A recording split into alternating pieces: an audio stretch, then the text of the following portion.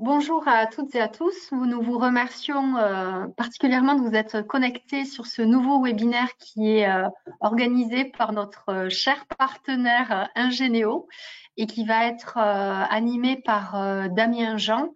Le sujet, c'est quel avenir pour les logiciels de pré-comptabilité concernant la facture électronique. Voilà, nous vous souhaitons à tous un très bon webinaire. Si vous avez des questions à poser, surtout n'hésitez pas, vous allez les poser en ligne et Damien se fera un plaisir d'y répondre à la fin du webinaire. Voilà, je vous souhaite à tous une très bonne formation et puis n'hésitez pas si vous avez des questions. Au revoir. Merci Nathalie et merci au Croix Occitanie pour ce temps de parole que vous nous offrez aujourd'hui. En effet, le sujet qu'on va aborder, ça va être bien évidemment en lien avec la réforme de la facture électronique dont tout le monde parle ces derniers temps et plus précisément sur l'avenir des logiciels de pré-compta ou de dématérialisation selon comment vous les appelez. Alors pour introduire un petit peu ce webinaire et avant de me présenter, qu'est-ce qu'un logiciel de pré-comptabilité ou de dématérialisation? C'est les logiciels qui viennent en amont de vos logiciels comptables pour venir collecter les factures, les reconnaître et vous proposer surtout un gain de temps quant à la comptabilisation des documents comptables que vos clients vous transmettent régulièrement. On aura l'occasion de développer un petit peu plus le sujet durant ce webinaire, mais tout de suite, je vais me présenter. Certains doivent sûrement me connaître. Ça fait maintenant 5 ans que je suis dans l'aventure Ingénéo, avec la solution qui a connu de multiples appellations. Pour les premiers qui nous ont connus, on s'appelait Agora Expert. Pour les autres, par la suite, on s'est appelé Neo Expert. Et aujourd'hui, avec l'arrivée de la nouvelle version que je vais vous introduire et qui arrive sur 2024, pour l'immatriculation PDP justement, eh bien on va renommer de nouveau cette plateforme en Ingénéo. Alors qui je suis? Eh bien moi de mon côté, j'ai en charge l'accompagnement, la montée en charge des équipes, des cabinets qui s'équipent de nos solutions. Voilà, je prends à bras le corps différents sujets, que ce soit sur le club utilisateur, les évolutions à venir, mais également la prise en main de l'outil ou l'optimisation de l'utilisation. Donc j'ai plus un rôle de relationnel avec les cabinets. J'accompagne les équipes de toute taille, aussi bien physiquement que à distance en visio, et j'aide justement les cabinets à mieux s'approprier l'outil et à mieux le développer au sein des clients et également des équipes internes. Alors, qui sommes-nous avant toute chose? Nous sommes la solution Ingénéo, mais nous avons avant tout rejoint le groupe Septéo, basé à Latte, vous devez très certainement le connaître, qui compte aujourd'hui un petit peu plus de 3000 salariés. Alors, Septéo, qu'est-ce que c'est? C'est un énorme groupe qui aujourd'hui s'est spécialisé dans l'édition de logiciels, notamment pour les métiers réglementés. Vous devez connaître Genapi pour les notaires, vous devez connaître Cessib pour les avocats, et il y en a bon nombre d'autres. Et bien, justement, ils ont acquis la solution Ingénéo pour s'adresser cette fois-ci au marché de l'expert comptable et relever le grand défi de la réforme de la facture électronique, bien évidemment en se positionnant en tant que PDP, plateforme de dématérialisation partenaire, qu'on aura l'occasion bien évidemment de développer tout au long de ce webinaire. Donc le groupe Septéo aujourd'hui s'est totalement investi dans cette mission, mettant à disposition des moyens techniques, humains, financiers bien entendu, puisque ça coûte de l'argent, pour justement faire développer l'outil et en faire profiter évidemment un maximum la profession et les cabinets qui s'équipent encore de notre solution, notamment en vue de la facture électronique. Ingénéo, qu'est-ce que c'est? Eh bien, notre métier historique, c'est de vous faire gagner du temps. Comment? Eh bien, en vous aidant à centraliser et digitaliser la collecte des documents. On connaît tous l'adage de mon client qui m'amène la boîte à chaussures tous les vendredis avec les factures papier en vrac dedans, ou ceux qui vous les envoient par mail. Certains vous les déposent par clé USB, d'autres sur des drives. Enfin, il existe aujourd'hui une multitude de canaux de collecte par lesquels les clients aujourd'hui vous déposent leurs factures, leurs documents pour vous les mettre à disposition. Eh bien, l'idée d'Ingénéo, c'est avant tout de vous faire gagner du temps sur cette collecte, justement en centralisant ces différents canaux pour les faire arriver évidemment tous au même endroit. Une fois que la facture arrive, on applique bien entendu la notion de reconnaissance au travers d'une technologie OCR et d'une intelligence artificielle que l'on a développée pour nous permettre déjà d'établir des contrôles simples, doublons, date de facture, licéité du fournisseur. Est-ce que mon client travaille avec un fournisseur sécure, c'est-à-dire un fournisseur qui est peut-être en dépôt de bilan, qui est peut-être en procédure de sauvegarde, qui a été radié? Eh bien, tout cela, on l'automatise justement dès que le document a été collecté sur l'étape précédente pour vous apporter importer l'information. À cela s'ensuit bien évidemment une proposition de reconnaissance, d'écriture comptable avec la détection des dates, des montants, etc. et une proposition d'imputation, bien entendu, basée justement sur cette intelligence artificielle pour vous permettre de devenir vraiment un rôle de superviseur et de superviser les factures que vous réceptionnez et non plus de saisir de A à Z ces factures comme vous pouvez peut-être encore le faire aujourd'hui. L'idée dans tout ça, c'est qu'autour de ce cœur de métier, la reconnaissance, la productivité qu'on souhaite faire gagner au cabinet, eh bien, on a agencé une multitude de modules qu'il est possible de mettre à disposition soit de ces équipes, soit des clients finaux directement. Un espace sur lequel ils pourraient se connecter, une application mobile pour déposer des documents, un outil de signature électronique, un module de notes de frais ou encore un système de validation de factures. On a une multitude de modules qu'aujourd'hui les cabinets peuvent proposer à leurs clients, aussi bien dans un esprit de fidélisation en leur offrant ces nouveaux services que dans un esprit de monétisation pour certains cabinets qui n'hésitent pas à valoriser bien entendu ces outils et ces nouveaux services qu'ils mettent à disposition des clients. Donc notre cœur de métier va bien entendu évoluer avec l'arrivée de la facture électronique. Et commençons peut-être par un petit focus au niveau des dates que je pense tout le monde a en tête. À la base, il était prévu le lancement de la réforme au 1er juillet 2024. C'est d'ailleurs ce qui avait animé la préparation du congrès à Montpellier, mais fin août 2023, on a eu la surprise, pour certains ça en était, pour d'autres c'était relativement logique ou prévu, eh bien le report qui a eu lieu et que l'on connaît tous maintenant pour le 1er septembre 2026. Alors laissez-moi refaire un focus rapidement sur le calendrier. Eh bien 2025 s'ouvrent alors les phases pilotes puisque le portail public de facturation sera prêt normalement en décembre 2024 et Ingénéo fera bien évidemment partie de l'aventure de la phase pilote sur tout 2025 avec une dizaine d'entreprises ainsi que des partenaires que vous pourriez connaître comme My Company Files et d'autres. En septembre 2026 se lancera alors l'obligation de réception des factures au format électronique pour tout le monde, ou du moins toutes les entreprises assujetties à la TVA, mais ce sera également la date pour laquelle les grandes entreprises et les ETI, eh bien forcément, auront également l'obligation d'émission, qui quant à eux, du coup, débutera dès le 1er septembre 2026. Par contre, pour la grande majorité de vos clients, il faudra attendre le 1er septembre 2027 pour l'obligation d'émission des factures, justement, afin que toutes les entreprises en France assujetties à la TVA soient totalement conformes et calées sur le modèle prévu par l'administration, justement, en lien avec les PDP qui seront immatriculés, le portail public de facturation, le réseau PayPal, et j'en passe.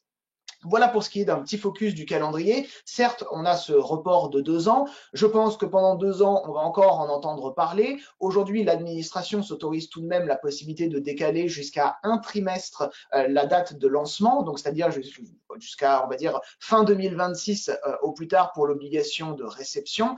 Mais il est clair qu'il n'y aura pas d'autre report de la facture électronique, notamment en lien avec les normes européennes, puisque au niveau de l'Europe, ils essaient également de mettre en place une homogénéisation de la facture électronique à venir. Ils ont eux-mêmes un calendrier qui a été voté et qui est en application, donc on ne pourra pas repousser encore plus en France l'arrivée de la facture électronique. Alors, l'arrivée de la facture électronique, c'est également un nouveau marché. Vous allez voir apparaître du coup des nouveaux acteurs que l'on ne connaît pas aujourd'hui. Je vous ai introduit le terme de PPF, le portail public de facturation. Je pense que tout le monde connaît Chorus pour travailler avec les collectivités, le public.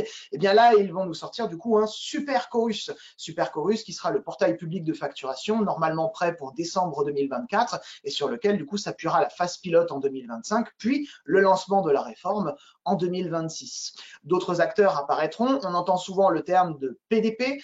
Donc PDP, c'est l'acronyme de plateforme de dématérialisation partenaire. Ce seront donc des plateformes qui seront immatriculées par la DGFiP, donc auditées, avec évidemment un cahier des charges et des obligations à respecter pour venir tout simplement traiter les flux de factures au format électronique qui commenceront à apparaître au 1er septembre 2026 et qui seront légion à la fin 2027 puisque la majorité des documents justement en lien avec vos clients seront dématérialisés sur ce format et passeront par les tuyaux prévus par la DGFiP et au travers de ces PDP dont je vais vous expliquer bien évidemment le rôle juste après.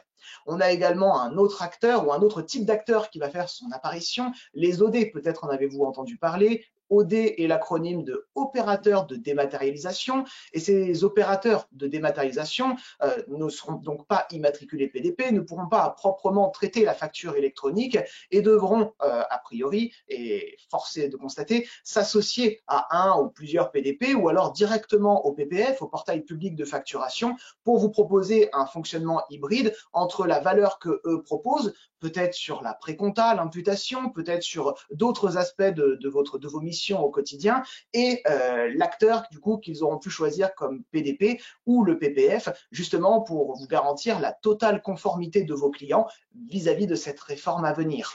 On a là du coup peut-être deux aspects, alors soit complémentaires, soit au contraire qui s'affrontent au niveau des OD et des PDP, qui proposeront bien évidemment des valeurs différentes, des associations et des synergies différentes en lien avec vos outils et vos environnements applicatifs actuels.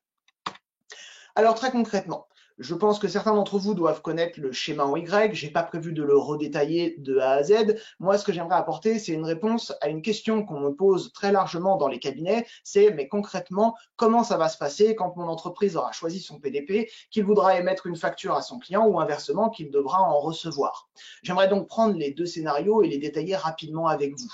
Imaginons donc votre client A, à qui vous avez prescrit de choisir tel PDP, peut-être un Généo, je l'espère, et donc sur lequel il se serait inscrit. Lorsqu'il s'inscrit sur une PDP ou le PPF, cela va être remonté dans l'annuaire. L'annuaire, c'est un gros livre, on va dire, qui est mis en place par la DGFiP et qui va vraiment centraliser toutes les PDP et ou le PPF auxquels se sont inscrits les entreprises. Donc lorsque votre client sera inscrit auprès d'un PDP ou du PPF, il remontera dans l'annuaire avec son numéro de SIRET qui indiquera telle entreprise dépend du PPF ou de tel PDP. Et il lancera de même évidemment pour toutes les entreprises qui auront l'obligation de réception, donc celles assujetties à la TVA, et qui se seront inscrits sur l'un de ces deux acteurs. Lorsque votre client, du coup, se sera inscrit, d'abord, sur son PDP, il réceptionnera l'ensemble des factures, du moins des factures qui concernent la réforme. Certaines factures ou certains documents sont pour le moment mis de côté par la réforme, ils viendront par la suite. Je pense par exemple aux facturettes, carte bleue, péage, parking, etc. Je pense également à la facturation des particuliers, qui sera un peu également particulière. Et puis, vous allez voir que même dans la réforme et les documents qu'il est prévu de traiter, les factures, les aides de caisse, etc., il y a différentes logiques, bien entendu, de traitement qui est prévu par la DGFiP et que les PDP, du coup, proposeront à vos clients lorsque vos clients seront inscrits dessus. Donc, le PDP va devenir, si vous voulez, le canal principal de collecte. Ça va être un gros tuyau privé mis à disposition par l'administration dans lequel transitera 80 à 90% des flux documentaires, des flux comptables qui seront attendus par vos clients. Et vous-même, cabinet, vous aurez soit à accéder à cette PDP pour récupérer les documents et ou les traiter, si vous êtes vous-même prescripteur de cette solution et qu'il s'agit d'un outil interne au cabinet, ce que l'on préconise fortement, ou alors demander à votre client de récupérer ces documents sur son PDP pour derrière vous les transmettre et que vous puissiez continuer, vous, vos missions de tenue comptable, bien évidemment, notamment sur l'imputation et le déversement dans votre logiciel. Dans le scénario inverse, votre client qui souhaite cette fois-ci émettre une facture auprès d'un de ses clients devra également forcément passer par cette PDP pour y déposer ou y générer la facture au format électronique, bien entendu, qui devra être conforme au cahier des charges attendu par la DGFiP. Et lorsqu'il l'aura déposé sur sa PDP, encore une fois, prenons l'exemple d'un Généo, déposé sur un Généo va regarder le numéro de SIRET et autres informations en lien avec le client à qui envoyer cette facture. Il va interroger l'annuaire pour lui demander, mais attention, cette entreprise, chez quel PDP ou sur quelle plateforme dois-je envoyer cette facture? L'annuaire va lui répondre, telle entreprise, c'est tel PDP ou le PPF, et donc un Généo va transmettre automatiquement cette facture de vente directement au PDP ou au PPF de son client, attestant évidemment qu'il a bien reçu la facture et transitant également d'autres informations en plus du document, notamment les informations de paiement. Voilà très concrètement, et j'irai pas plus loin dans mon explication, comment va se dérouler le quotidien demain des entreprises. Notez bien que chacun devra avoir en minima une plateforme. À mon sens, les cabinets doivent être évidemment prescripteurs de cette plateforme en fonction évidemment des besoins soit du cabinet, soit des clients, pour que par la suite, les plateformes communiquent entre elles au travers du réseau PayPal et de l'annuaire que je viens subtilement de vous expliquer, de manière à pouvoir tout simplement dialoguer avec son client, ses fournisseurs et pouvoir assurer les flux de transfert au niveau des factures, aussi bien d'achat que de vente. Alors justement, un Généo, candidat à la facture électronique, candidat à l'immatriculation PDP, comment va-t-on faire? Qu'est-ce qui va se passer? Eh bien, très concrètement, l'arrivée du format de la facture électronique va donner un coup de pied dans la fourmilière, notamment celle de la pré-saisie comptant. Pourquoi? Parce qu'il y aura de plus en plus d'éléments qui sera contenus dans les métadonnées de la facture électronique et qu'on n'aura plus besoin de venir lire avec un OCR ou avec notre œil humain pour dire ah bah tiens, là c'est la date de facture, donc je la renseigne dans le champ prévu à cet effet. Il en va de même pour les montants, etc. Un bon nombre de ces informations aujourd'hui qui composent une écriture comptable dans votre logiciel sera déjà informatisé dans la facture au format électronique. Alors pour un humain lambda, cette facture, elle prendra la forme d'un PDF, soyons bien d'accord, ça ne changera pas, mais ce qui changera, c'est que de manière transparente, intégrée à ce PDF, se trouvera un petit fichier XML, une sorte de gros tableur Excel, si vous voulez, avec différentes cellules qui sont codifiées, date de facture, numéro de facture, montant, etc., et qui seront déjà pré-remplies lorsque la facture aura été générée. Donc, plus besoin de la lire. Lorsqu'on réceptionnera cette facture, eh bien, les solutions que vous utilisez aujourd'hui auront déjà l'information de disponible dans ce fameux fichier transparent qu'on ira récupérer et qui sera bien sûr plus fiable qu'une lecture OCR ou qu'une lecture humaine du document. À partir de là, qu'est-ce qu'il nous restera dans la pré-comptabilisation? Ce sera la partie imputation comptable, donc les comptes, la codification de l'écriture, et puis ensuite l'export dans votre logiciel comptable. Le reste des éléments étant reconnus automatiquement, si on fait un focus particulier sur la pré-comptabilisation d'une facture, il ne nous restera que la codification et l'export dans le logiciel. Qu'est-ce qui va donc se passer pour ces acteurs comme Ingénéo, Dext, Chaintrust, Factnote ou d'autres que vous pourriez connaître et même utiliser? Eh bien, leur métier va un petit peu évoluer, dans le sens où ils vont devoir forcément pivoter avec l'arrivée de cette réforme et de la facture électronique. Et donc, on va prendre l'exemple évidemment d'aujourd'hui d'Ingénéo sur comment va-t-on pivoter, quelles sont les nouvelles valeurs et les nouveaux services que l'on va vous apporter et mettre à disposition, encore une fois, aussi bien aux équipes du cabinet qu'à vos clients directement.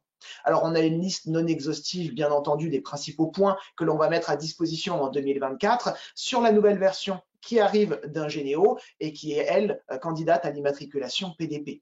Bien entendu, le premier point va être la prise en charge de toutes les obligations prévues dans le cahier des charges mis à disposition par la DGFiP, donc obligations auxquelles répondront bien évidemment 100% des PDP qui auront été immatriculés par la DGFiP et la FNFE.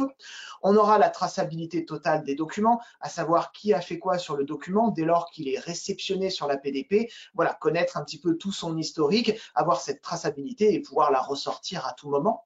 On va y intégrer également une solution de facturation que je vais vous présenter aujourd'hui et qui vous sera mis à disposition, notamment vous-même pour la mettre à disposition de vos clients, bien entendu, ainsi que de nouveaux services comme le paiement fournisseur / l'encaissement client qui est extrêmement attendu. Aujourd'hui, Ingénéo va jusqu'à la comptabilisation et la validation d'une facture comme étant à mettre en paiement, mais il ne propose pas concrètement de faire ce virement ou de procéder au règlement de la facture. Et bien là, on va aller un petit peu plus loin dans le process et dans l'étape d'une facture. On va aller de la réception de celle-ci jusqu'à la mise en paiement et l'attestation comme quoi le paiement ou l'encaissement a bien été réceptionné, payé, etc.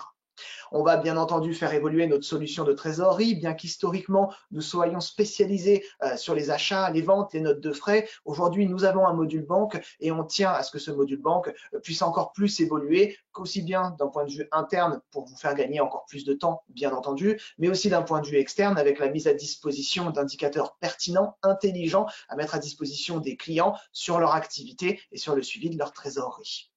On va également faire évoluer l'aspect GED, gestion électronique des documents, pour que Ingénéo, demain, mis à disposition d'un client au travers de son cabinet comptable, puisse être autre chose qu'une plateforme de dépôt et vienne vraiment proposer une multitude de fonctionnalités, notamment l'archivage, la sauvegarde et la mise à disposition de documents facilement consultables, bien entendu, et mis à disposition de tous les salariés de la société si le gérant le souhaite. Il y aura également le traitement des FNP, des factures non parvenues. Alors c'est une fonctionnalité qui est très connue d'un acteur que certains doivent connaître, Secha, et qui permet tout simplement de vous lister tous les mois les factures qui n'auraient pas été réceptionnées par rapport au mouvement bancaire et donc qu'il faudrait pousser au niveau de son client pour lui dire dépêchez-vous de m'envoyer les justificatifs là pour qu'on soit dans les temps, il me manque tel document. L'idée c'est donc de pouvoir vous générer automatiquement cette liste, dossier par dossier, et que d'un seul clic, vous puissiez pousser cette liste à votre client pour que derrière, il puisse tout simplement en prendre connaissance et vous envoyer en urgence les justificatifs manquants. Au-delà de tout cela, on va bien entendu mettre à disposition des fonctionnalités qui seront à 100% à destination du cabinet et des équipes internes, notamment, et vous le verrez, on a l'intention d'occuper une place qui aujourd'hui n'est pas très occupée par des acteurs sur le marché, c'est celle de vous proposer vraiment une analyse détaillée du contenu des factures, qui sera plus simple avec le format de la facture électronique, pour aller vraiment spécifiquement sur la ligne d'article, vous ressortir des informations, les concaténer, et derrière, vous mettre à disposition des indicateurs ou des synthèses qui permettront d'orienter vos missions de conseil, d'accompagnement auprès des gérants d'entreprise. Et pour finir, on finira sur une petite présentation liée à l'IA, notamment sur laquelle Septéo travaille fortement depuis des années et sur laquelle elle a commencé à communiquer dès l'année dernière. Et donc l'IA va prendre une place de plus en plus présente, on va dire, dans nos outils, dans notre quotidien, aussi bien professionnel que personnel. On a donc notre petite idée et on l'a imagée, bien entendu, dans la prochaine version Ingénéo qui vous sera mise à disposition en 2024. Alors justement, cette nouvelle version, quelle est-elle? Eh bien, on va venir la découvrir dès maintenant, tous ensemble. Cette nouvelle version, la voici. Alors, pour ceux qui connaissent déjà la version actuelle, ils auront un esprit de comparaison. Pour les autres, je vais me permettre de la présenter brièvement. Il faut garder du temps par rapport au temps de parole qu'on a aujourd'hui jusqu'à midi. Je vous parlais du coup d'indicateurs. Eh bien, les voici. Le client, en se connectant, aura accès à un tableau de bord avec un pilotage financier lui permettant d'avoir accès à une multitude d'informations en lien avec la trésorerie et son état des finances. Alors, ces indicateurs-là, une trentaine en est prévue pour le premier lot. On s'attend à ce que les cabinets et les clients des cabinets puissent revenir vers nous et nous dire ou nous indiquer comment les indicateurs doivent évoluer, quels sont les nouveaux que l'on devra mettre à disposition pour rester pertinents. L'idée avant tout et l'état d'esprit de cette fonctionnalité, c'est vraiment de donner une visibilité globale aussi bien sur l'instantané que sur le prévisionnel d'ici la fin de l'année aux chefs d'entreprise et d'avoir des informations sûres, des valeurs basées sur vos logiciels comptables et ou sur les données bancaires de vos clients pour venir tout simplement lui proposer jusqu'à un atterrissage qui s'affinera tout au long de l'année au fur et à mesure des données que l'on collectera. Je ne peux pas vous présenter les 30 indicateurs, bien entendu, et je vous demanderai de revenir vers nous si ce sujet vous intéresse et si vous souhaitez les découvrir, mais vous avez compris l'état d'esprit, ça va être vraiment de proposer une valeur ajoutée au client qui, d'un seul coup d'œil, pourra quand même interpréter ces indicateurs sans avoir fait maths sup et sera en capacité de lui donner une visibilité claire de son activité et du prévisionnel à venir. Autre nouveauté, eh bien, comme je vous l'ai dit, la valeur des logiciels de précisie comptable va progressivement régresser au niveau de la reconnaissance et de la préimputation des factures. Donc, comment va-t-on se démarquer? Eh bien, on va vous proposer de plus en plus de fonctionnalités à mettre à disposition de vos clients. Et donc, certaines d'entre elles vont prendre forme ici, simplement sur des cases à cocher que l'on pourra activer d'un dossier à un autre pour dire, sur tel client, je lui active le paiement fournisseur, le module facturation, l'autre, je lui active que le module note de frais, etc., qu'il sera encore une fois possible de monétiser ou d'offrir. Que va-t-on avoir justement comme fonctionnalité? Les circuits de validation que je vous citais, ou chaînes de validation, ou autrement appelés workflows, qui permettront à la réception d'une facture sur la PDP Ingénéo, tout simplement de pouvoir directement la soumettre au client, sans même que vous en ayez pris connaissance, pour que lui puisse la faire passer en validation auprès de une ou plusieurs personnes, et savoir si cette facture doit être payée, si elle est conforme, si on n'attend pas les documents justificatifs. Il peut y avoir une multitude de scénarios qui peuvent être engrangés au travers de ces circuits de validation. L'idée, c'est de donner un peu plus la main à son client sur le fait de valider, de suivre et de digitaliser et tracer l'ensemble de ces décisions qui sont prises en lien avec les documents, notamment les factures qu'on réceptionne. La complétude de dossier, ça va être la possibilité pour le client de directement pouvoir générer ce qu'on appellera un dossier, non pas un dossier comptable, mais simplement un répertoire dans son arborescence Ingénéo auquel vous lui aurez donné accès. Et derrière, il pourra définir ce répertoire avec des documents obligatoires. Je prends généralement l'exemple d'un poste à pourvoir chez un artisan, par exemple, qui cherche à recruter. Il va donc définir un profil recherché. Dans ce profil, il va demander systématiquement des pièces obligatoires et justificatives, la pièce d'identité, la lettre de motivation, un CV, et si ces trois éléments sont manquants sur le dossier d'un candidat, eh bien c'est là qu'Ingénéo va tout de suite intervenir et dire attention, pour tel dossier, donc tel candidat, il va manquer ces pièces obligatoires et il va essayer d'aller relancer automatiquement le candidat, tout comme le référent de ce dossier du côté de votre client, pour essayer d'aller chercher ces pièces justificatives manquantes le plus vite possible. L'idée, encore une fois, c'est de faire gagner du temps, alors non plus au cabinet comptable, mais cette fois-ci au client, dans la récupération de documents qu'il juge obligatoires pour qu'un dossier, à son sens, soit complet. Et cela peut s'adapter évidemment à n'importe quelle activité en lien avec vos clients. Le chaînage documentaire, qui pour moi est un complément du circuit de validation, le chaînage documentaire consistera demain à proposer à vos clients de déposer tout ce qui est bon de commande, bon de réception, bon de livraison ou n'importe quel autre document qui pourrait être une annexe d'une facture, un contrat fournisseur ou autre.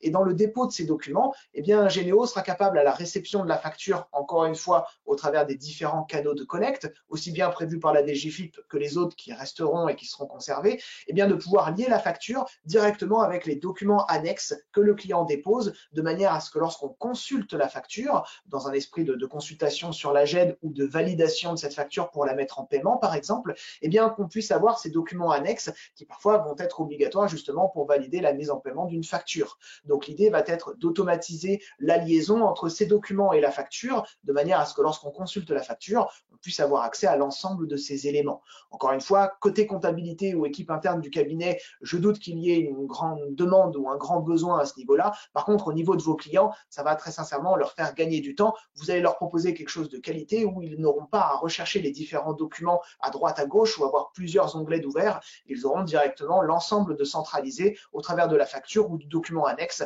pour y voir tous les autres documents qui ont un sens et qui ont un lien.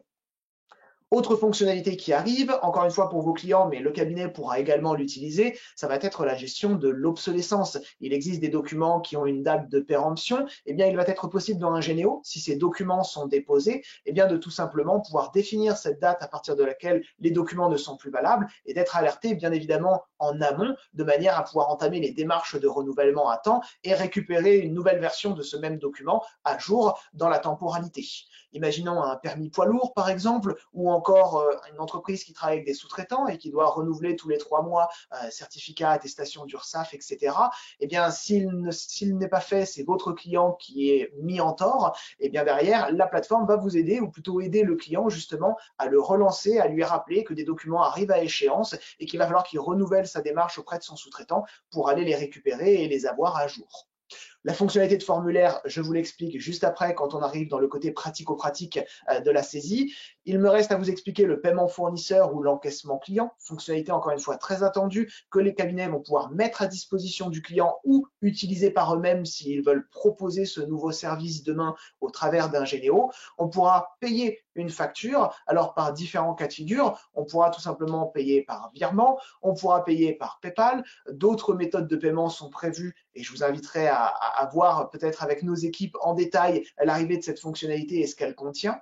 Et dans le sens inverse, on a également l'encaissement client, le fait de pouvoir générer un lien de télépaiement depuis Ingénéo au travers d'une facture de vente qui soit a été déposée dans Ingénéo parce qu'elle a été générée depuis un autre outil, soit générée directement depuis notre outil de facturation que je m'apprête à vous présenter dans quelques secondes. L'idée est donc de générer un lien de télépaiement et de pouvoir pousser ce lien de télépaiement directement avec la facture auprès du client pour qu'il puisse cliquer sur le lien et directement procéder au règlement. Encore une fois, de multiples modes de règlement sont prévus en fonction de ce que le client acceptera de mettre à disposition, bien entendu, et de ce qu'il voudra aussi proposer à son client comme étant un mode de règlement accepté. Alors, dernière fonctionnalité non présente dans cette interface, mais qui existe et qui va être très rapidement mise à disposition, le module de facturation. Figurez-vous qu'en septembre 2023, on a racheté l'outil facture.com, qui doit très certainement être connu de certains. Cet outil qui aujourd'hui génère déjà de la facture au format électronique, qui est développé dans la même technologie qu'Ingénéo, donc facilement implémentable. Ça a été deux choix, on va dire, cruciaux pour qui ont fait pencher la balance pour cette solution-là. Une solution assez simple sur laquelle le client aura un tableau de bord, pourra également créer des devis ou des factures à la volée, bien entendu, des articles ou des contacts à la volée, gérer ses avoirs, ses bons de livraison. C'est bien évidemment ici qu'il pourra également gérer les paiements, les relances automatisées et suivies des factures qui sont générées et émises auprès de son client. Ou alors, il pourra également, s'il est bien organisé, importer sa base contact, sa base produit pour vraiment travailler sur cette base déjà existante et pouvoir mettre à disposition peut-être de ses collaborateurs ou de son activité un outil de facturation simple, dynamique, ergonomique et rapide d'utilisation. Encore une fois, cet outil sera mis à disposition au travers de l'accès que vous ouvrirez directement à vos clients via Ingénéo. Cet outil de facturation, il est voué bien entendu à évoluer au travers de multiples fonctionnalités. On va vous le mettre à disposition bien entendu dans sa première version, mais comme pour les indicateurs de trésorerie que je vous évoquais au tout début, ça va être vraiment un retour d'expérience que l'on va attendre de la part des cabinets et des clients des cabinets, justement pour faire évoluer cet outil et aller de plus en plus dans l'optimisation et dans ce qui est attendu par vos clients notamment. Donc, vous l'avez compris, une multitude de nouvelles fonctionnalités va arriver sur un Généo, bien évidemment à destination du client final, mais également à destination du cabinet. Et j'en ai un petit peu plus à vous montrer, notamment en lien avec vos équipes. Le menu Banette, pour les utilisateurs de la plateforme actuellement, le menu Banette est en fait l'interface dans laquelle ils vont pouvoir tout simplement venir définir les factures qui seront classées selon leur catégorie. Donc on va avoir des factures, on va avoir également des documents en lien avec la GED que le client pourra déposer, pourra personnaliser. Ce sera à lui de construire sa propre arborescence s'il le souhaite, ou alors le cabinet pourra lui imposer une arborescence de base avec peut-être une catégorie sociale, juridique, administrative, sans que le client puisse venir développer cette GED et venir y déposer peut-être d'autres natures de documents en lien avec son activité. On aura également la fonctionnalité de formulaire que je ne vous ai pas expliqué. Ça va être la possibilité pour le client et ou le cabinet de définir lui-même ses formulaires de saisie. Je m'explique, aujourd'hui, quand on dépose une facture de vente ou une note de frais, par exemple, on va vous proposer un formulaire par défaut. Nature de frais, date de la dépense, montant, etc. Nom du salarié, etc. Eh bien, il sera possible demain sur un Généo, pour le client comme pour vous-même, de venir personnaliser ces différents formulaires, de venir ajouter des champs, de venir retirer des champs. Si par exemple, vous voulez rajouter un champ plaque d'immatriculation au niveau de la note de frais kilométrique, eh bien, il est tout à fait possible de rajouter un champ qui n'est pas prévu à cet effet à la base pour coller aux besoins du client, où le client pourra lui-même s'approprier cette fonctionnalité et personnaliser ou développer ses propres formulaires en fonction des documents qu'il dépose. Si demain il a prévu de déposer les bons de commande parce qu'il veut jouer avec le chaînage documentaire et les circuits de validation que vous lui proposez, eh bien il va pouvoir personnaliser tout simplement ce formulaire de bons de commande en y rajoutant peut-être des champs références produits, etc., que l'on ne propose pas par défaut, mais dont lui a besoin peut-être après pour la recherche, la consultation de ces documents, le tri ou l'analyse justement de ces données. Le client aura également accès à une interface qui lui permettra de centraliser l'ensemble des actions ou des notifications que vous allez lui faire. C'est-à-dire qu'il va pouvoir tout bêtement être sur une seule page et savoir qu'il a des documents en attente de validation, savoir qu'il a peut-être des documents en attente de paiement, des paiements qui ont été reçus ou encore des factures qui sont en retard. Bref, il va avoir un écran qui va vraiment synthétiser et centraliser l'ensemble des informations qui sont attendues de lui et sur lesquelles du coup il va pouvoir intervenir un à un, ce qui lui évitera d'avoir à naviguer de A à Z dans plusieurs menus différents de son interface pour venir vous apporter les réponses attendues. On aura un écran qui permettra de centraliser vraiment toutes les actions qui sont en attente de son intervention. La facturation électronique, chose qu'on avait développée et prévue avant d'apprendre le report, chose qui va continuer bien évidemment d'évoluer, mais l'interface déjà présente va me permettre de vous expliquer la philosophie et la logique dans laquelle nous étions. Donc le client comme vous-même côté cabinet pourront accéder directement à ce menu facturation électronique qui sera un menu principalement de consultation. On ne s'attend pas à ce que le client doive se connecter toutes les semaines ou tous les 3 jours pour venir mettre à jour ces informations-là en lien avec les factures électroniques qu'il reçoit ou qu'il émet. Ce sera vraiment quelque chose de géré en automatique par la PDP Ingénéo et donc on pourra suivre tout simplement les évolutions de statut ou autres directement au travers de cette interface. Quelle est la logique? On va d'abord classer les documents en lien avec la réforme en fonction de leur nature. Est-ce qu'il s'agit de documents en lien avec une entreprise? Est-ce qu'il s'agit d'un document en lien avec une collectivité, le public, ou peut-être une autre structure, une association ou une entreprise qui est non assujettie à la réforme pour le moment? Et donc derrière, on va centraliser tous les documents, toutes natures confondues. Donc là, on a par exemple une facture de vente, on a ici un Z de caisse ou encore ici une facture d'achat, donc tout confondu, et vous mettre à disposition comme au client la visibilité de où ça en est par rapport aux attentes de la DGFiP. Est-ce que le document est déposé? Est-ce que son statut a évolué en encaissé parce qu'on a consulté la banque et qu'on a vu le mouvement correspondant à cette facture? Donc forcément, on fait évoluer le statut de cette facture automatiquement et on pousse l'information à la DGFiP telle que c'est attendu, ainsi qu'à la PDP ou au PPF PDF du client concerné pour que lui aussi ait l'information comme quoi, ah ben tiens, tu m'as envoyé le paiement, ah ben moi je l'ai bien encaissé, donc je te renvoie l'information. Et tout cela va communiquer vraiment de manière automatique, alors notamment pour permettre aux chefs d'entreprise d'avoir beaucoup plus de visibilité et de réduire les temps de paiement, de suivi, de relance en lien avec la facturation, mais également permettre à l'administration, comme vous vous y attendez, d'avoir une meilleure visibilité des flux et réduire bien entendu les risques, que ce soit de fraude ou autre. Donc vous avez compris la logique, ce menu-là, il sera dédié à la consultation, il sera possible d'intervenir manuellement si nécessaire, bien entendu, mais ce n'est en aucun cas le but du jeu, entre guillemets. Le client devra venir ici, pourra consulter où en est telle ou telle facture, prendre connaissance de son statut, mais voilà, ce sera vraiment dédié à la consultation, ni le cabinet ni le client n'auront à venir faire des actions régulières dans ce menu. Pour finir, je n'ai pas encore toutes les fonctionnalités qui vont vous être mises à disposition. L'application mobile va être totalement refondue, réétudiée avec l'arrivée de nouvelles fonctionnalités. Les circuits de validation, par exemple, que je vous évoquais, seront également disponibles sur mobile. D'autres fonctionnalités également prévues dans ce sens. Et vous l'aurez compris, l'interface de la solution, pour ceux qui connaissent la version actuelle, va complètement faire peau neuve. On reste sur la même logique de navigation, d'ergonomie, mais on va avoir de nouvelles couleurs, de nouveaux boutons et quelques logiques qui auront évolué d'ici là, bien entendu, au niveau des fonctionnalités que l'on va proposer. Pour finir, et il me reste à terminer sur cette petite nouveauté, pour la petite histoire, suite au report qu'on a appris fin août 2023 et avec l'arrivée du congrès qui arrivait à Montpellier sur l'année 2023, on s'est dit, bah tiens, on va mettre de côté la partie facturation électronique puisqu'on a le report, on va continuer de la faire évoluer sur 2024 bien entendu, mais on va développer une petite fonctionnalité à laquelle on pensait depuis très longtemps et aujourd'hui on a réussi enfin à mettre un visuel et à la développer dans le sens que l'on attendait d'elle. Quelle est cette fonctionnalité? Certains auront peut-être reconnu le petit logo ici de ChatGPT. Il s'agit d'un assistant comptable qui sera mis à disposition du client comme du cabinet et qui sera basé sur de l'intelligence artificielle. Alors qu'est-ce qu'on va par exemple pouvoir lui demander? C'est très simple. Imaginons que vous souhaitiez lui demander, je ne sais pas moi, si vous êtes client et que vous souhaitez lui demander quel est mon plan de trésorerie sur le premier trimestre 2024, par exemple, ou le chiffre d'affaires, eh bien, la plateforme va venir analyser les informations au travers de la compta, des documents qu'on a réceptionnés, que vous avez traités, etc., pour venir synthétiser une réponse, donc de manière verbalisée et non pas sous forme d'indicateur, pour venir lui synthétiser l'information et qu'il n'ait pas à vous appeler. L'idée, c'est de pouvoir répondre aux questions de premier niveau, auxquelles, du coup, l'intelligence artificielle pourra se baser simplement sur les informations qu'il a du dossier comptable, aussi bien documents que saisies qui ont été réalisés, pour lui apporter une réponse. Le cabinet pourra lui aussi utiliser cette fonctionnalité, notamment en lien avec le support. Imaginons que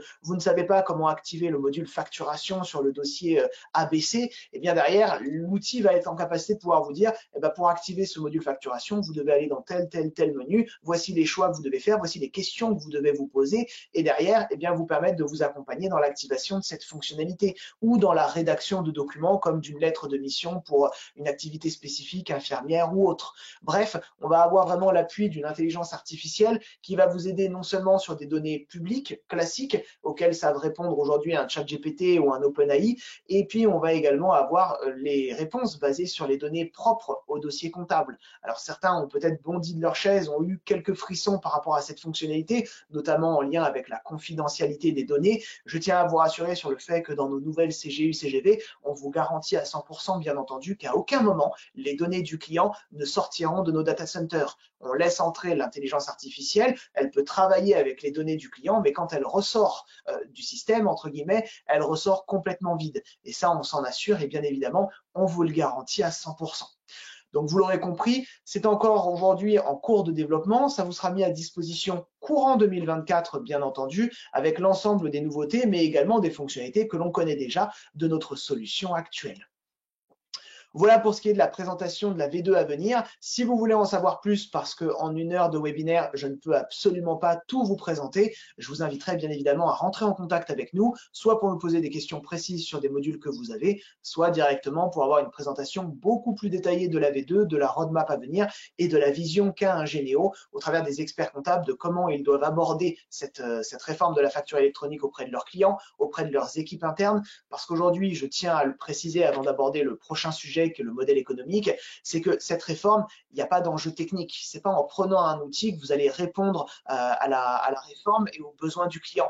Aujourd'hui, cet enjeu, il est humain. Les cabinets vont devoir se renouveler au niveau de certains profils qu'ils ont actuellement, qui vont devoir évoluer dans leur métier, bien évidemment, dans leur mission, et le client va également devoir évoluer dans ses pratiques. Donc, c'est vraiment une problématique d'accompagnement, de communication et de pédagogie sur laquelle les cabinets, pour moi, doivent être les premiers prescripteurs de cette réforme, bien entendu, et les premiers prescripteurs de cette réforme commencent par orienter le client vers tel PDP ou vers le PPF en fonction des besoins analysés et identifiés par le cabinet, mais également le besoin peut-être de tout centraliser sur un seul et même outil pour simplifier aussi le travail des équipes du cabinet en lien avec les clients. Allez, passons sur le modèle économique. Le modèle économique, quel pourrait-il être pour les PDP? Aujourd'hui, on a identifié, je dirais, 5 grands modèles économiques que la plupart des candidats PDP avec qui on échange ou peut-être même qui communiquent aujourd'hui au grand public pourraient adopter. On a évidemment le coût fixe par dossier. On pourrait imaginer un coût de 1 à 5 euros, par exemple, par dossier comptable pour bénéficier de cette mise en conformité auprès de l'administration. Et donc, ce serait quelque chose qui, bien entendu, serait refacturable directement au client, s'accompagnant peut-être de nouvelles fonctionnalités. On a également des modèles économiques qui pourraient être sans engagement ou avec engagement. On peut voir apparaître différents discours qui peuvent être donnés sur les congrès, les salons par différents acteurs qui se veulent candidats à l'immatriculation PDP. On a également les candidats qui, comme Ingénéo ou d'autres, ont communiqué sur une offre PDP native directement dans l'offre actuelle, donc entre guillemets intégrer ces obligations et cette conformité en lien avec la DGFiP directement dans notre coût actuel, tout en bénéficiant évidemment des autres fonctionnalités dont les cabinets bénéficient déjà aujourd'hui. On pourra voir également apparaître des systèmes d'offres à tiroir chez certains acteurs en se disant certains que j'ai en tête mais que je ne vais pas forcément citer, se dire vous voulez uniquement activer la PDP, ça va être tel prix, et si vous voulez la précompta en plus, on va rajouter ce tiroir, ou au contraire, si on veut garder la précompta mais que mon client a choisi un autre PDP, je n'active pas ce module et donc je ne paye pas pour la PDP. Bref, on aura vraiment un coût et une offre à tiroir et qui pourra être proposée par certains acteurs forcément. Et pour finir, il y aura forcément, comme je vous l'ai introduit, des services à valeur ajoutée.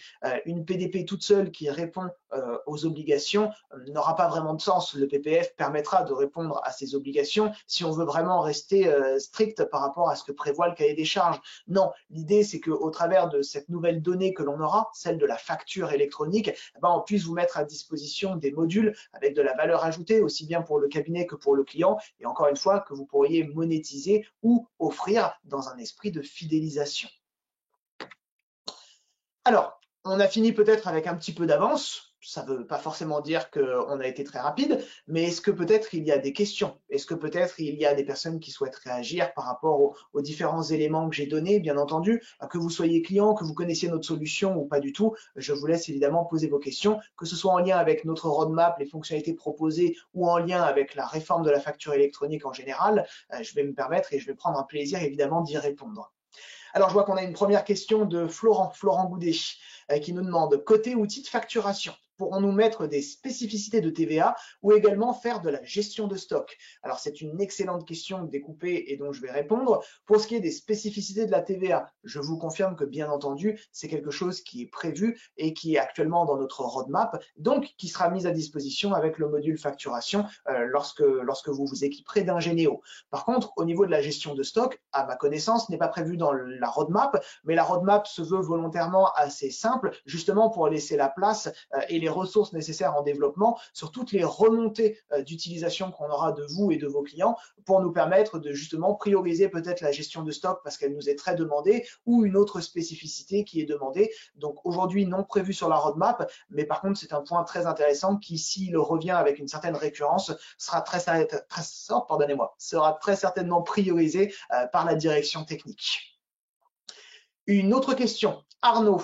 À quand le module facturation à proposer aux clients? Alors Arnaud, Officiellement, le module facturation s'accompagnera de la nouvelle version qui sera mise à disposition du coup des cabinets au courant 2024. Donc, dès que vous serez équipé de la V2 Ingénéo, donc je ne sais pas si vous êtes client ou utilisateur ou si vous ne l'êtes pas encore, eh bien, dès que vous serez équipé de cette V2 courant 2024, vous bénéficierez de base et d'office du module facturation qu'il sera possible d'activer évidemment sur l'ensemble de vos clients ou uniquement les clients que vous aurez ciblés et identifiés, bien entendu.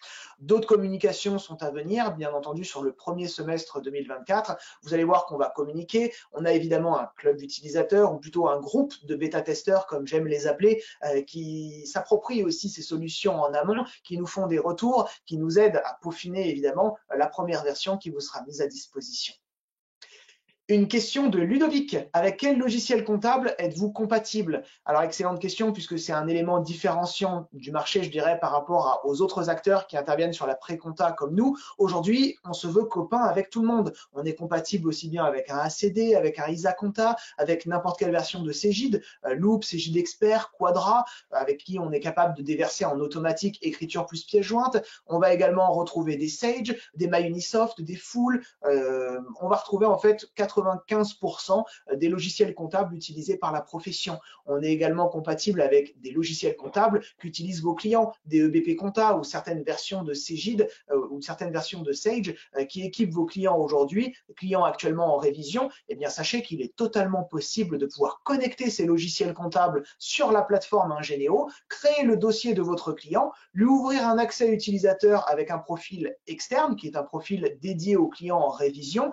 Et derrière, le client en révision se connecte, traite et bénéficie de toutes les fonctionnalités d'Ingénéo au niveau de ses factures pour qu'elles se déversent finalement dans son logiciel comptable avec la pièce jointe associée et non pas le vôtre. L'idée, c'est également qu'Ingénéo offre la liberté de pouvoir connecter un ensemble de logiciels comptables. On n'est pas limité à un logiciel, on peut en connecter plusieurs, que ce soit du cabinet ou du cabinet et de ses clients en révision qu'il souhaite connecter et dont il souhaite faire bénéficier Ingénéo.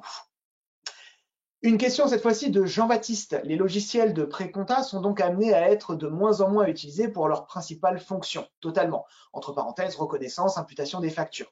Suite à la mise en place de la facturation électronique, car la facture X sera confiée avec l'ensemble des informations auparavant lues en OCR.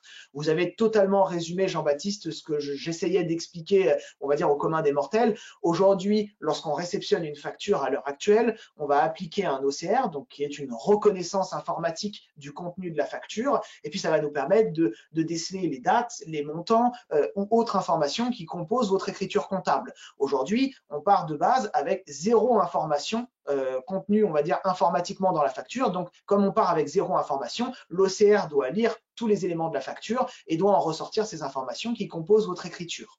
Demain, avec la facture électronique, sur cette partie, on est bien d'accord, reconnaissance, pré-saisie comptable et imputation, eh bien, on aura à peu près 80% des informations qui composent une écriture comptable qui seront déjà contenues dans la facture en elle-même et qu'on n'aura pas besoin d'aller lire, d'aller détecter et qui pourraient être, pourquoi pas, soumises à erreur si par exemple on a une rature, si par exemple on a quelque chose qui visuellement nous empêche de la lire, eh bien on aura ce petit fichier XML qui derrière contiendra lui l'information en informatique. Et donc 80% de mon écriture comptable sera déjà contenue dans ma facture et il n'y aura plus qu'à aller chercher dans le petit fichier Excel, entre guillemets, eh bien, les informations qui la composeront et vous la proposer pour que derrière vous puissiez l'intégrer en compta. Ce qui restera concrètement à aller chercher, ça va être notamment l'imputation, donc la codification des comptes comptables qui sont attendus sur l'écriture et qui sera ensuite à exporter dans votre logiciel comptable. Donc je dirais que 80%, et je prends ça un petit peu au doigt mouillé en termes de chiffres, mais 80% des informations qui composent une écriture comptable aujourd'hui seront automatisables demain, simplement avec le format de la facture électronique qui s'imposera à tous à partir de fin 2027. Une autre question de Ludovic, où sont hébergés nos serveurs? Alors à l'heure actuelle, sur la version d'Ingénéo, nos serveurs sont hébergés dans différents data centers d'OVH. Alors attention, nous avons en fait simplement les emplacements chez OVH, mais ce sont nos propres serveurs en totale redondance sur 3 sites différents qui nous permettent de vous garantir évidemment une continuité d'accès et une accessibilité 24/24, 7/7, bien entendu. Avec l'arrivée de la facture électronique et des obligations qui sont attendues par la DGFiP justement pour être être immatriculé PDP, il est fort probable que ces éléments-là évoluent, puisqu'il nous faut soit une infrastructure certifiée Secnum Cloud, soit un hébergement des données directement fait par l'entreprise en elle-même. Alors aujourd'hui, le choix s'offre à nous. Je ne peux pas vous révéler quel choix a été fait par la direction et par le groupe CTO, mais sachez que ça va vous être évidemment révélé courant du premier semestre 2024 au travers de la campagne d'information qui va commencer très prochainement et qui va vous permettre d'avoir beaucoup plus de visibilité sur notre vision, l'accompagnement également qu'on prévoit des cabinets, mais également le soutien qu'on va vous apporter sur d'autres aspects, le fait de pouvoir vous expliquer comment nous, on entrevoit l'accompagnement qu'un cabinet doit mettre à disposition du client. D'ailleurs, des ressources sont d'ores et déjà disponibles sur notre site internet, n'hésitez pas à vous les accaparer, des ressources par exemple qui vous permettent d'avoir une petite liste de questions qui permettent de juger de la maturité d'un client. Est-ce que mon client a un logiciel de facturation qui fait de la facture électronique? Oui, non. Si c'est non, demain, il faudra que je propose à mon client dans la PDP que je vais lui préconiser un outil de facturation qui génère du format électronique. Est-ce que mon client a des caisses enregistreuses avec des aides de caisse? Oui, non. Et demain, il faudra que je propose un PDP qui permet d'avoir la meilleure visibilité, la meilleure restitution des données en lien avec les aides de caisse qui vont passer au travers du e-reporting. Bref, il y a une multitude de questions comme ça que vous allez devoir vous poser, aussi bien pour vos clients que pour vos collaborateurs, pour ne rien vous cacher, qui pour certains devront évoluer vers de nouvelles missions que vous allez leur donner, que vous allez coordonner.